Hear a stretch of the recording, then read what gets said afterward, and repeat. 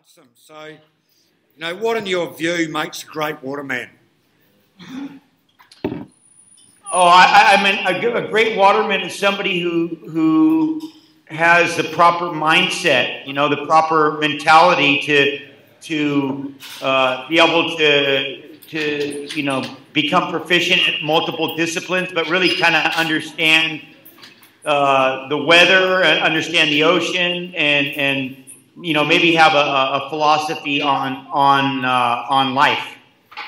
Yeah, exactly. And you know, what sort of training is involved to become an ultimate waterman? You know, one of these competitors. I think the key in being a waterman is diversity. I think more diverse or, you know, your skill set, the more diverse the training, the more diverse your, you know, all those aspects of your life are, the more well-rounded you are, because you don't know which piece is going to feed to the whole to make you better at something. So, you know, it's something, you know, something that might not seem important. Maybe you learn from school, it might make you better. It's really about diversity. Yeah. I mean, one thing, you know, that I've used a lot of, you know, what you've always said, you know, what does winning the ultimate waterman mean to both the athlete and to the world? And you know, one thing that's always stuck in my mind is, you know, one thing you've always expressed is that, you know, and I just totally agree that ultimately this could be one of the best athletes on the world to be able to do these sort of disciplines and, you know, yeah, from 30 to 40-foot waves and the endurance side of it that goes with it.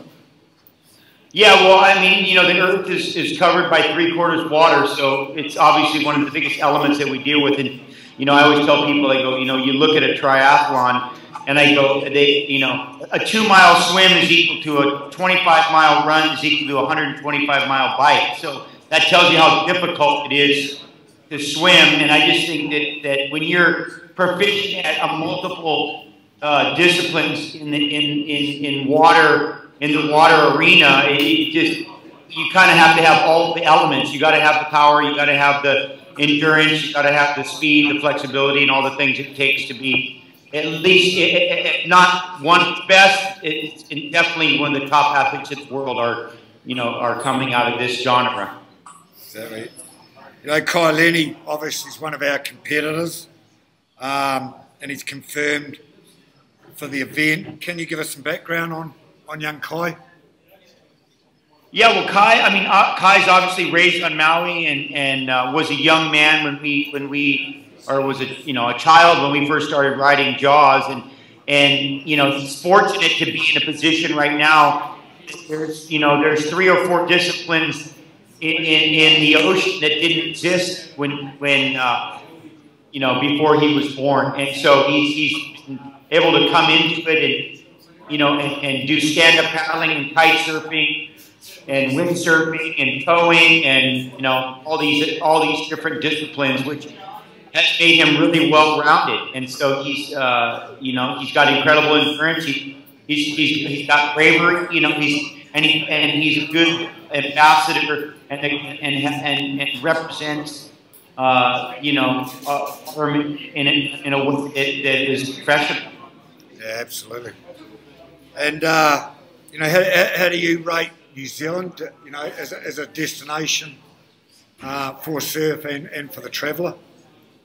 Oh, well, New Zealand is one of the most amazing places in the world, and obviously, you know, the athletes that come out to your country and the focus on being athletic with all the watermen that you guys have out there is proof that the destination is amazing and the diversity is amazing. I mean, it's you know, you're just lucky it's so far away, because otherwise it'd be a lot more crowded. Yeah, exactly. A bit like Hawaii. Exactly.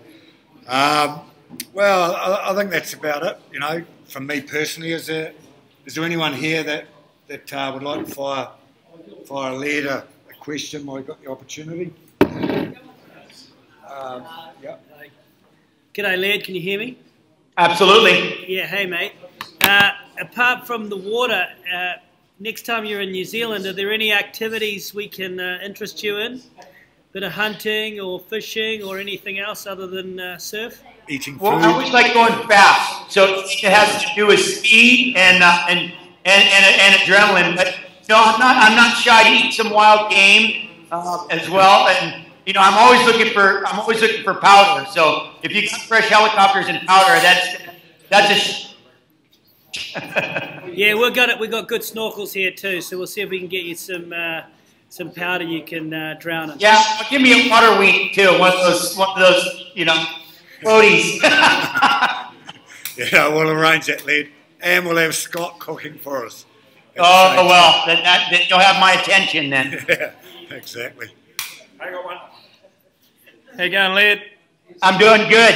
Hey, mate, I'm from the local tribe here down in Auckland in New Zealand. And we'd like the culture of Hawaii to meet the culture of New Zealand. So what's your thoughts on how we bring the two cultures together?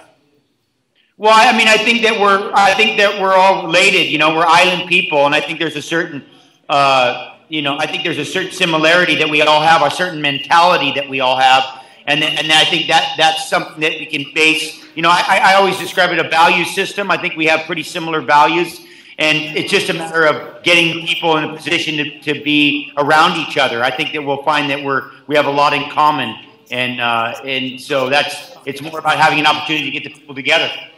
Yeah, awesome. Yeah, we're looking forward to have Titus and the guys down here with you as well. See you later. No, exactly.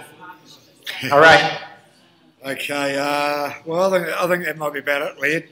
Okay. I'll let you back to it, and thanks for your time, and I'll be in touch with you and Gabby over the next week or so. Yeah, I'll do that, and then she comes back tonight.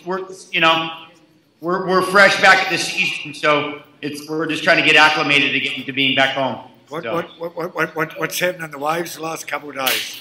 They said Piahi had some good surf today. We were foiling. It's hard for me to go with all the humans. So yesterday was a little rough because the front hit us. So it was a little stormy. But then today the conditions have gotten beautiful. So looks like you have a friend. Yeah. Hi, Laird. Steve Polder's wife. Hi. Hi, I need your dietary requirements, please. My dietary? Your dietary requirements. Wild game. Because you have first breakfast, second breakfast, and third breakfast. Lots of wild game. I'm easy, just lots of it. And wild. The wilder it is, the better. Cold. All right. Okay. Kia ora, Laird. Thank you. Yeah, we'll see you later. Thank you. Yeah, okay. All the best to the family. Okay, we'll see you. Have a good day.